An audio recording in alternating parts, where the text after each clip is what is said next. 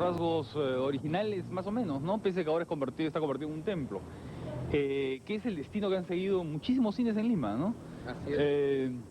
Este cine tuvo su momento, ¿cuándo? En los años 60, ¿no es cierto? En los años 60, 50 y luego 60 programada la Warner, me parece, ¿no? El country es un cine además interesante porque era un cine de estreno, ¿no es cierto?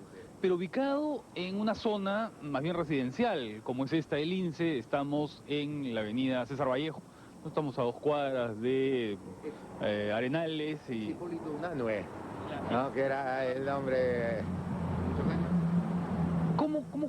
¿Cómo ves tú ese tipo de cine? Ese cine grande, de estreno, que está inserto en un medio residencial. Era algo que comentábamos, ya habíamos comentado algo anteriormente contigo, Ricardo, con Chacho, era que en algún momento creo que el concepto de sala de estreno se podría definir también por la ubicación, es decir, una sala de estreno está ubicada por lo general relacionada muy directamente a una zona comercial, con mucho movimiento de gente. En cambio, el cine de barrio era por lo general estaba inserto en una zona residencial, ¿no? En medio de casas, en medio de un vecindario. Y creo que también mucho el concepto de sala de estreno y cine de barrio tenía que ver con la relación que tenía la gente con el cine, ¿no? Una sala de estreno la gente siempre iba, había mucho respeto por la sala y la gente iba muy bien vestida, iba en saco, en corbata. Y en el cine de barrio era algo más distendido, era algo más relajado. Y creo también que ya a partir de los años, no sé, Chacho, tú lo recuerdas, Ricardo, 60, 70, que ya el concepto de sala de estreno es algo que ya se menciona explícitamente en carteleras, ¿no? Se menciona explícitamente en carteleras y era definido ya por cuestiones de reglamentación municipal, cuando una sala cumplía ciertos requisitos, si tenía aire acondicionado, si tenía una calidad específica de butacas, y ya en ese momento se consideraba sala de estreno y ya no tanto por la ubicación ni por la relación que tenía con el público, ¿no? Claro, que era una posibilidad para cobrar más. Las salas de estreno cobraban más y podían estrenar las películas en primera exhibición y luego las salas de barrio las recogían. Sí, yo quería decir algo más sobre el country, que en realidad el country es históricamente el cine de estreno, digamos, del Lince, el cine como más elegante del Lince antes de que apareciera el Ambassador, que luego además se suma como cine de estreno. Porque los otros cines del Lince, que ocasionalmente funcionaron como cine de estreno, el Independencia, que es un cine muy grande, el Western y el Ollanta, fueron más, diríamos, podríamos decir, naturalmente cine de barrio. Por otro lado, aquí hay una ubicación más cercana a San Isidro. Este está un poco en la zona limítrofe. Los otros cines del Lince están más adentrados, diríamos, dentro de los barrios, si se quiere, cerca de zonas comerciales, pero de todas maneras están más en el corazón del Lince. Recordábamos hace poco, aunque tal vez no sea la película más representativa, Rocco y sus hermanos, por ejemplo, ¿no? La película de Visconti, que la vi aquí en el año 60. Pero las películas de la Warner eran las películas, digamos, que en mayor medida se veían acá. O sea, aquí vi Verano de Amor, por ejemplo, la película de Elmer Davis, que fue un éxito en su época. Aquí vi western de la Warner, como, por ejemplo, hay una película bueno, me parece que Hondo, de John Farrow, que era de la Warner, exactamente, una de las que vi acá.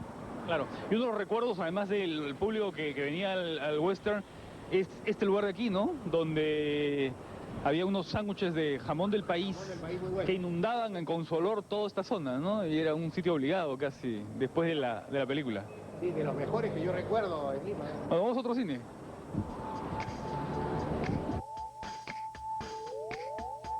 Es el viejo Cine Ollanta, en el Jirón Canevaro, en Lince, que es un cine que, en fin, no tiene tanto atractivo arquitectónico, ¿no es cierto, Víctor?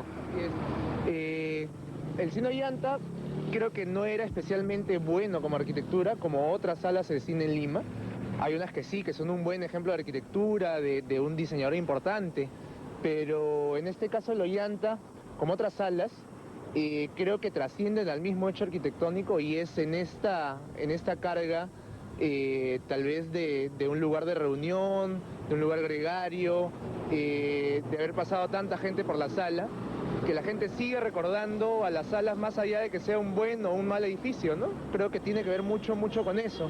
Incluso hoy en día tú vas preguntando tal vez una dirección, buscando una referencia y la gente te sigue mencionando a una cuadra del Cine Ollanta, del Cine Ollanta a una cuadra y media, o sea, han pasado 30 o 40 años ya del esplendor de la sala de cine, pero todavía la gente, en el imaginario de la gente, sigue estando el cine como una referencia, como un hito urbano, ¿no? Claro.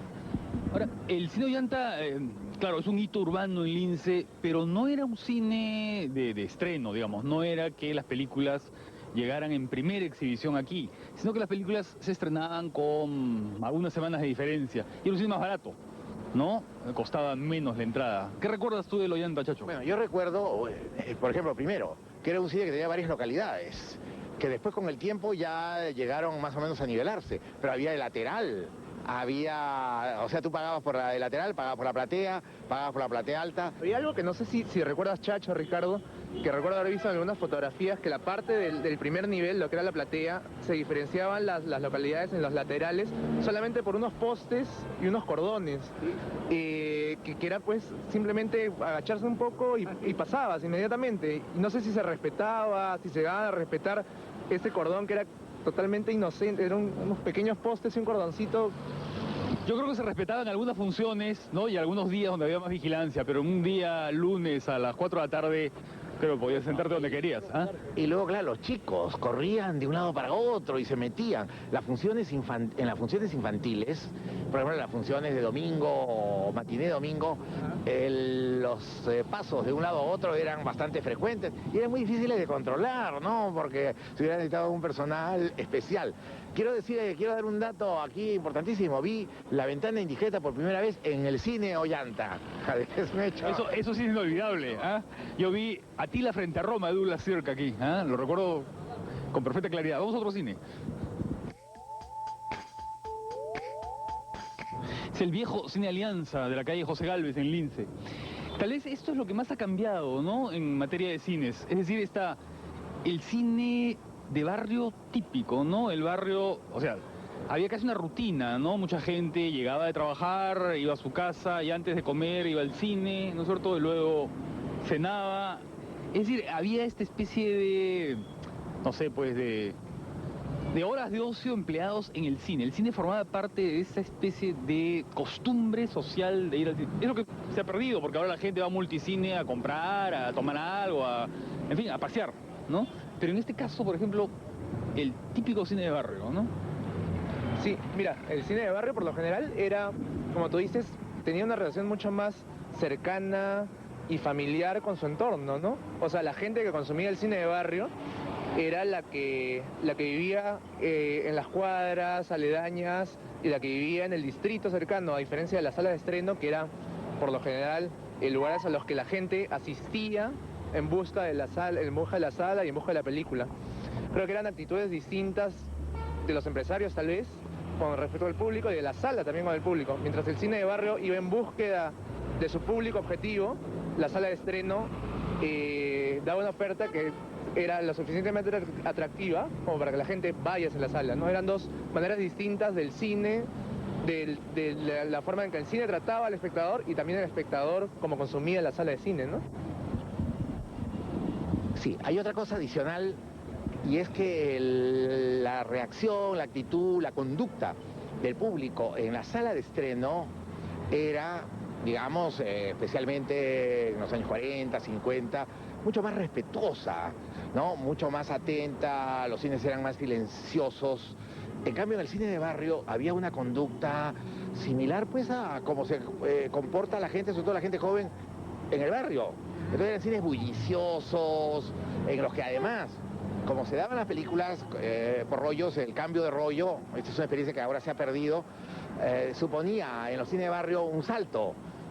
Y en algunos casos un salto muy marcado, ¿no? Un salto que hacía pensar que había un corte y el proyectorista muchas veces que recibía los insultos. Y que me contaban incluso que a veces los rollos tardaban tanto que la gente salía a la calle a esperar que venga el rollo. Me acuerdo algún viejo administrador de algunos cines me contaba que cuando el motociclista, el canjista, creo que era el que hacía los canjes de los rollos, pasaba algo, se demoraba y la gente reclamaba, gritaba, incluso me contaba que en algún momento le sucedió que la gente salía a la puerta del cine reclamando, molesta, furiosa, esperando que llegue el rollo para que siga la película, ¿no? Claro, era el canje, el canje. Hay una anécdota, ¿no? ¿Te acuerdas? No sé si la recuerdas tú, pero cuando se estrenó El Fantasma de la Libertad de Buñuel aquí, robaron un rollo de la película. Robaron un rollo el día del estreno, el día jueves, ¿no? Y creo que habían 2 copias y solamente quedó una, ¿no? Una de proyección. Claro, el vicio, ¿no? El vicio de los chicos en la sala. Pero había otra cosa, Chacho, que en este tipo de cines dejaban entrar a las películas de mayores de 21 años a menores, y entonces era un jolgorio. Yo recuerdo haber visto en ese cine Te amo, de Alain Resnais, y era, por supuesto, el vicio generalizado, ¿no? Y un asunto adicional es la propiedad de las salas. El cine, el negocio de la exhibición era muchas veces un negocio familiar, ¿no? Eran familias conocidas en Lima que eran propietarias, a veces de un solo cine, a veces de una pequeña cadena de cines, ¿no? Cosa que ha cambiado notablemente, porque ahora ya son, en fin, corporaciones, por llamarlo de alguna manera, ¿no? Plaza México, de la antigua Plaza México, estaba el Cine Libertad. El que tienen detrás es el Cine Azul. Y muy cerca, a 2 cuadras más, estaba el Cine Petitoires, ¿no? Que es un cine muy antiguo. Era una zona donde se concentraban algunos cines en Lima, y en todos los casos, bueno, uno está ya derrumbado hace mucho tiempo, con la construcción de la Vía Expresa en los años 60 lo trajeron abajo. Este cine ha cambiado de uso y el Petitoires también ha cambiado de uso, ¿no? Ese cambio de uso es una cosa muy frecuente. ¿Qué pasó, Víctor? Sí. Mira, y sobre todo en el caso que tenemos acá con el Cine Azul, el cambio de uso se ha dado mayoritariamente a lo que son iglesias evangélicas. Lo que ha pasado es que llega un momento en el contexto limeño, creo que el formato de las salas grandes para 1000 personas, 1500, 2000 personas, se vuelve disfuncional totalmente. Como ahora, sería imposible o muy difícil, creo, tratar de mantener una sala que pueda recibir a 1500 personas viendo la misma película. Lo que pasó fue eso, que los cines se volvieron disfuncionales. En especial las salas de estreno fueron las primeras, los cines de barrio fueron los primeros que sintieron la crisis económica y esta disfuncionalidad del formato, y empezaron a cambiar de uso hacia iglesias, fábricas, estacionamientos, depósitos, todo el tipo de uso posible de acuerdo al espacio, al gran espacio que tenía la sala, era adaptado, para eso eran adaptadas las salas de cine, ¿no? Y bueno, mientras que hay salas que son muy modificadas, como el caso del City Hall, que se ha transformado en iglesia, y han habido muchos cambios en su arquitectura original, hay otras salas, por ejemplo como el Metro, que también es una iglesia, pero que los cambios han sido mínimos. O sea, se han incluido algunos letreros que anuncian que es una iglesia, pero no han habido cambios arquitectónicos importantes, ¿no? Chacho, no sé si tú lo recuerdes, pero este cine tenía algunas características especiales, cosa que no tenía, creo, ningún otro cine, que es palcos. Exactamente. Sí, el que tuvo palco hasta... bueno, por muchos años, no sé exactamente cuándo lo quitaron, fue el Excelsior de Lima, que mantuvo palcos, ¿no? Como en la parte central. Pero fuera del centro de Lima, de que yo recuerde, este era el único. Y lo curioso es que este cine fue edificado mucho después. Quiero decir, esta es una sala de los años 40 probablemente, ¿no?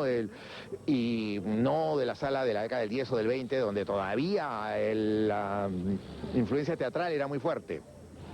Sin embargo, desde que yo lo he conocido, en los años 50 ya los palcos estaban digamos, prácticamente en desuso. Tenían otros usos.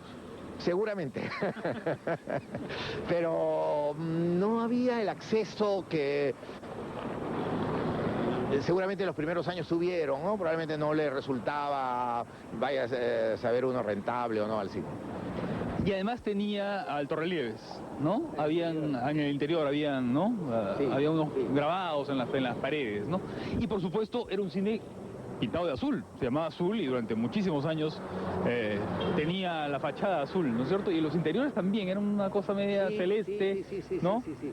Yo creo que de los cines de la zona, era el cine de mayor personalidad, era el cine más diferenciado, era un cine, en fin, eso, que tenía pues una identidad propia, que por ejemplo no tenían de la misma manera el Western, el Ollanta, el Independencia o el mismo Petitoires. Y en general creo que eso era lo que tenían los cines antes, ¿no? Cada cine tenía una peculiaridad Además, los diseños de las fachadas eran distintos y cada cine se grababa en la memoria de sus asiduos por eso, por algo en especial, a diferencia de tal vez de los multicines de ahora que están mucho mejor en cuanto a técnica, en cuanto a confort, pero que tal vez no tienen ya la presencia arquitectónica o la particularidad arquitectónica que tenían antes las salas grandes, ¿no? Sí, yo quería decir al respecto que uno recordaba o recuerda con más facilidad una película vista, digamos, en los cines de antes, que las películas vistas ahora.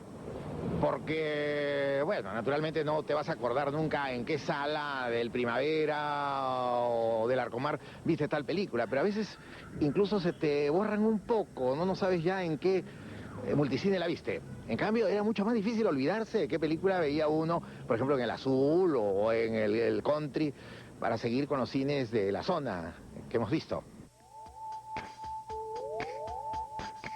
El cine Petitoirs, llamado luego Concorde, es un cine que está ubicado en la cuadra 15 de Petitoirs. Y es un cine que tiene una larga vida, porque es un cine que aparece en los años 30, pero que fue remodelándose y cambiando de fachada, cambiando de decoración interior, incluso cambiando de nombre. Sí, lo que mencionabas, Ricardo, es cierto. El cine aparentemente por la poca ornamentación, por el lenguaje sobrio, con poco decorado exterior de la fachada, podría remitirse a los años 50, 60, sabían, la arquitectura moderna, en la cual las fachadas, no solamente de los cines, sino en general la arquitectura, ya no se utilizaba tanto la ornamentación externa. Lo que pasó con esta sala es que, como tú decías, es de los años 30, pero la fachada original, por algunas fotografías antiguas, tengo referencia de que era distinta, ornamentada, ¿no? Se dio la tendencia en algunas salas, no solamente en esta, a hacer un cambio externo para, digamos, de alguna manera ponerse al día, ponerse al correr de los tiempos, y porque básicamente la oferta de la sala de cine de la arquitectura era esa, llamar siempre la atención del público, estar, digamos, siempre al corriente de las cosas que pasaban, ¿no? Y esa era también una de las funciones de la sala de la arquitectura, estar siempre tratando de enganchar al espectador para que entre, ¿no? Más allá del atractivo también de la película, obviamente, del cine. Y en los años 70, además, se estrenaban en exclusiva aquí algunas películas. Por ejemplo, Terremoto, que estuvo más de un año con colas gigantescas, pero eso fue cambiando cuando los cines entraron en crisis y cuando la situación comenzó a cambiar, cuando la situación de la exhibición comenzó a cambiar.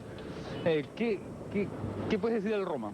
Sí, bueno, el Roma, creo que en el caso limeño, en el contexto limeño, tal vez con el Tauro, tal vez con el Cine Metro, es uno de los más importantes y significativos como arquitectura. Como arquitectura, el Roma fue diseño del arquitecto Teodoro Kron, arquitecto suizo que vino a trabajar en el Perú, en Lima, y tuvo un diseño muy especial, digamos, el diseño es muy simple, son líneas muy sobrias, pero creo que es un cine muy bien pensado, muy bien diseñado, y que como otras salas que ya han cambiado de uso, creo que podrían ser en algún momento recuperadas, tal vez para un uso ya no tan lejano a una sala de cine, un uso relacionado a una función gregaria, a reunir gente a través de un espectáculo, de tal vez a manera de auditorio. Creo que tiene las proporciones, no es un cine demasiado grande, y la ubicación también creo que podría ayudar. El caso del Roma, como otros cines en Lima, creo que tienen posibilidades de ser recuperados como espacios de reunión y ya no usos tan ajenos como una playa de estacionamiento, como un depósito, ¿no? Cuando se inaugura el Roma, digamos a mediados de los años 50, muchas de las grandes películas se hicieron aquí en exclusividad. Por ejemplo, bueno, recuerdo Oklahoma, la película musical que dirigió Fred Zinnemann, La Vuelta al Mundo en 80 días, que fue una película muy exitosa. Luego, La Novicia Rebelde, en los años 60, West Side Story. Cleopatra, efectivamente, ¿no? Entonces, era un cine casi especializado. No fue un cine de circuito en la misma forma en que lo eran otros, por ejemplo, ¿no? Donde las películas de las compañías, de la Metro, de la Universal, de la Fox o de la Warner, entraban en circuito, en 3, 4, 5 salas, ¿no? El Metro mantenía sus películas en exclusividad. Claro, Chacho, ¿tú has recordado el Tambo que quedaba ahí en la esquina, que era ese tipo de restaurante norteamericano para ir a consumir, el driving, claro, para consumir en el carro, ¿no? Un poco como se ve en American Graffiti, ¿no? En la película de George Lucas, que es un poco el modelo del Tip Top, ¿no? Pero al lado había otro cine, ¿no es cierto? Que es el cine Arequipa, que está aquí muy cerca, que luego se convirtió en teatro, ¿no?